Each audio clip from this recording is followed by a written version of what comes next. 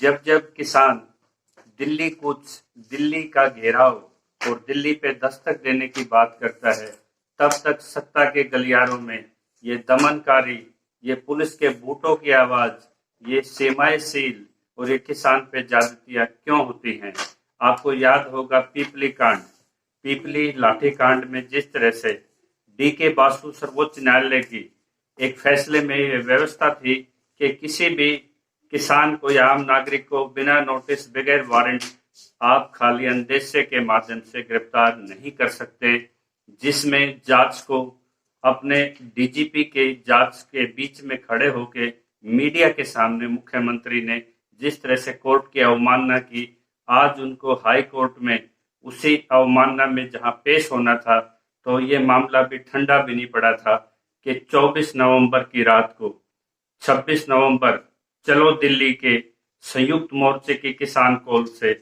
2 दिन पहले रात को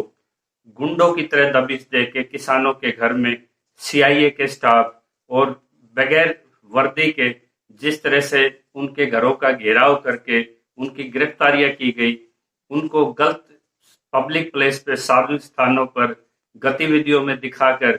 घर से उठाकर एक फर्जी मामले करके उनको 751 के और जिस तरह के उनको झूठे केसों में जिस तरह जेलों में ठूसा गया, जब उनके परिजन एसडीएम कंसन के पास गए, 107-51 सीआरपीसी में ये व्यवस्था है कि फर्स्ट क्लास मजिस्ट्रेट इसकी हाथों हाथों बेल दे सकता है, लेकिन उनके वकीलों को खाली हाथ लौटा दिया गया और उनको जैसे पूरे पूर्वाग्रह के तहत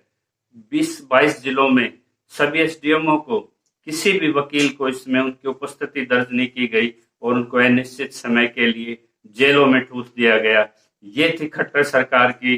अघोषित इमरजेंसी। इस इमरजेंसी के खिलाफ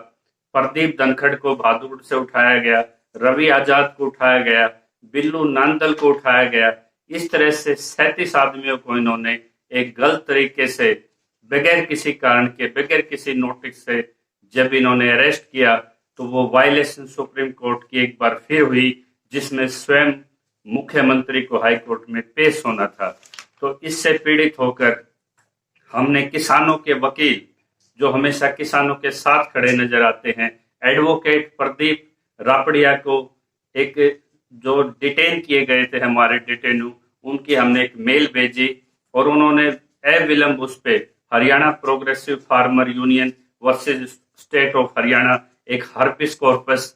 उसी दिन फाइल कर दी और उस पे तुरंत सरकार की तरफ से अपने गुरमीत लहरा जी एक किसान थे जो इस मुठभेड़ में अपनी जान दे के शहादत भी दी। इन सभी मामलों को जब माननीय हाई कोर्ट के समक्ष रखा, तो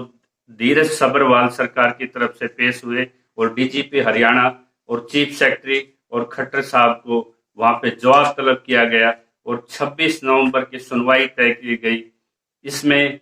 जिस तरह से किसानों को गलत तरीके से डिटेन किया गया है, इसी डिटेनों को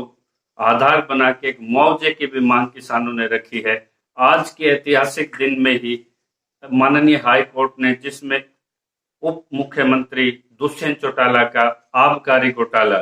जीएसटी घोटाला और शराब घोटाले की जांच उच्च न्यायालय ने सीबीआई के माध्यम से, ईडीआई के माध्यम से आज एक ऐतिहासिक फैसला दिया है। और जहां आज डीजीपी को वहां जवाब तलब देना था, आज उससे एक कदम बढ़ते हुए गुड़गांव में जिस तरह योगेंद्र यादव को अरेस्ट किया गया, वहां रमजान चौधरी को अरेस्ट किया गया, आज भी गिरफ्तारियों का एक सिलसिला जारी है। सरकार की व्यवस्था होती है कि लोगों को आवागमन में सुविधा दे। राइट टू प्रोटेस्ट, ये वही संवैधानिक अधिकारी है जिसको रैलियों में राजनीतिक दल समय समय पे सत्ता परिवर्तन के लिए इस्तेमाल करते हैं, लेकिन जब किसानों के अस्तित्व पे बात आए तो उनको अपना प्रोटेस्ट रखने का, जिन 3 कानूनों पे न संसद में कहीं उस पे वोटिंग हुई,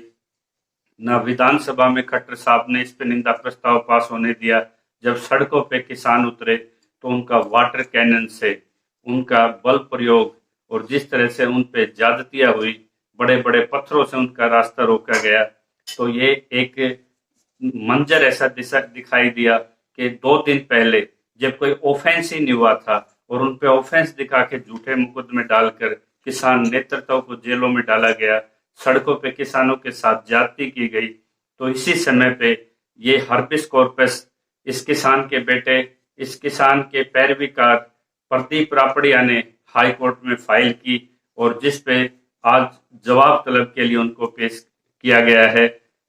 आडवाणी साहब की वो बात याद आती है, उन्होंने कहा था कि मीडिया को सरकार ने झुकने के लिए बोला था, लेकिन मीडिया तो रेंगने लगा। और जो सर्वोच्च न्यायालय जिस तरह से सीमाएं सील गई है, आवागमन जिस तरह से बाधित है और जिस तरह शांतिपूर्वक जो किसानों का कूच है, उस पर सवच्छ संज्ञान आज न्यायालय को लेना चाहिए था। ऐसे न्याय का तगाजा था। तो इसी बीच में जिस तरह से याचिका डाल के एक बार किसानों के मौलिक संवैधानिक अधिकार, उनकी आर्टिकल 1921 में जो उनको मौलिक अधिकार, स्वतंत्रता के अधिकार हैं, उन पे जिस तरह की अघोषित इमरजेंसी खट्टर साहब ने लगाई, इस मामले को किसान आज न्यायालय के समक्ष न्याय की उम्मीद के साथ एक बार पुनः दोबारा पहुंचते हैं। देखते हैं न्यायालय से उनको क्या मिलता है। जय किसान।